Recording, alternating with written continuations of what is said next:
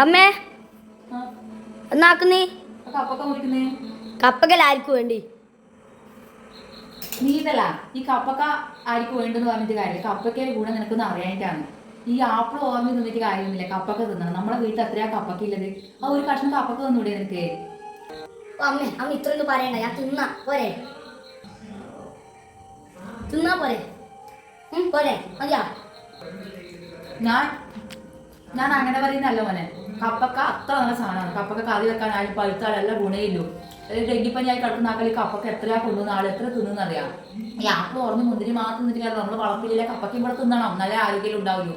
അതുകൊണ്ടാകുമ്പോൾ പറഞ്ഞു കേട്ടാ, ഇനി നല്ല കപ്പയ്ക്ക് നമ്മൾ ആഹാരത്തിൽ ഒരു ഭാഗമാക്കണം. കപ്പയ്ക്കൊന്നും ഇഷ്ടമില്ലാത്ത ആരും ഇന്നിപ്പോൾ ആർക്കും ഇഷ്ടമില്ലാത്ത എല്ലാവർക്കും ഇഷ്ടമാണ്. അതുകൊണ്ടാകുമ്പോൾ പറഞ്ഞു. അപ്പൊ നിങ്ങളെ മക്കൾക്ക് കപ്പക്ക ഇഷ്ടമുള്ളവരും ഇഷ്ടമില്ലാത്തവരുണ്ടെന്ന് കമന്റ് ചെയ്യണം കേട്ടോ. നമ്മൾ ഇട്ട പോലെ സംഭവം ഇവിടെ ആർക്കും കപ്പക്ക ഇഷ്ടമില്ല, കേട്ടത് നല്ല ഇഷ്ടമാണ്. ഇവരാണ് കപ്പക്ക ഇഷ്ടക്കുറവ്. ആര് പറഞ്ഞു അത് കപ്പക്ക് ഇഷ്ടമല്ലാന്ന്? ഞാൻ ഇന്നു മുതൽ എന്തായാലും കപ്പക്ക കപ്പക്ക എനിക്ക് ഭയങ്കര ഇഷ്ടപ്പെട്ടു.